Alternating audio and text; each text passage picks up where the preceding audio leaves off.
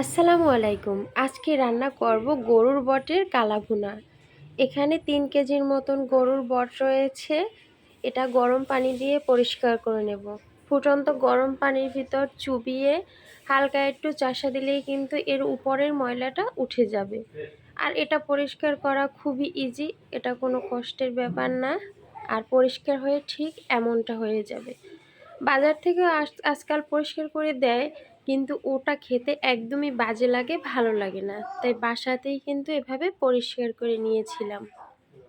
এই যে দেখুন কতটা পরিষ্কার হয়েছে, একদম ধবধবে সাদা হয়ে গেছে। এগুলো ছোট ছোট টুকরো করে নেব। ছোট ছোট টুকরো করে ভালো করে ধুয়ে প্রেসার কুকারে এটা সেদ্ধ করে নিয়েছি। ৮টা সিটিতেই এটা একদম নরম হয়ে গেছে। আর এই দেখুন কতটা স্ট্রক হয়েছে। আর এটা সাধারণত গরুর মাংসের মশলার মতোই দিয়েছি। গরুর মাংস যে মশলা দিয়ে রান্না করি ওই মশলাটাই দিয়েছি, এর বেশি দেইনি। পুরো এই যে গরুর বটটা কড়াইয়ের ভিতর ঢেলে দিলাম। পরে গরম মশলার গুঁড়িগুলো উপর দিয়ে দিয়ে দেব। এখন যে ঝোলটা আছে, যে পরিমাণ ঝোলটা, এটা একদম টানিয়ে নেব আর শুকনো শুকনো করে নেব। এ পর্যায়ে এসে দেখুন একদম ঝোলটা টানিয়ে শুকনো শুকনো করে নিয়েছি। রান্নাটা কিন্তু এখনও হয়নি, এখন আর একটা প্রসেস বাকি রয়ে গেছে, যেটা দ্বারা কালাভুনার একটা স্বাদ এসে যাবে। এখানে 3টা মাঝারি সাইজের পেঁয়াজ কুচি করে নিয়েছি। আর এই যে দেখুন এবার এটাকে তেল দিয়ে বেরেস্তা করে নেব। লাল লাল করে পেঁয়াজটা ভেজে নেওয়া হয়ে গেছে। এর বেশি ভাজা লাগবে না, চুলোয় কিন্তু কোনো জাল দেইনি, কিন্তু অনেক গরম আর আগুন ছিল, তাতেই বেরেস্তাটা হয়ে গেছে।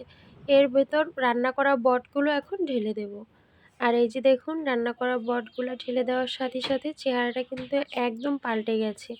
এটা ১০-১৫ মিনিট এভাবে চুলার ওপর রেখে দিলে বাকি ঝোলটা টেনে একদম সুন্দর একটা কালো কালো চেহারা হয়ে যাবে। আর এই যে দেখুন সে কালো ভুনাটা কিন্তু হয়ে গেছে। এভাবে একবার রান্না করে খেয়ে দেখুন, আজীবন মনে থাকবে।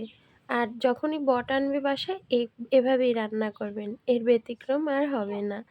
আমার ভিডিওর কোনো অংশ যদি আপনাদের ভালো লেগে থাকে তাহলে অবশ্যই একটা লাইক দেবেন, কমেন্ট করে জানাবেন। আর এভাবে নিত্য নতুন ভিডিও পেতে চাইলে আমার চ্যানেলটিকে অবশ্যই সাবস্ক্রাইব করে দিয়ে আমার পাশেই থাকবেন। আজকের জন্য এ পর্যন্তই। সবাই সুস্থ থাকবেন। আল্লাহ হাফেজ।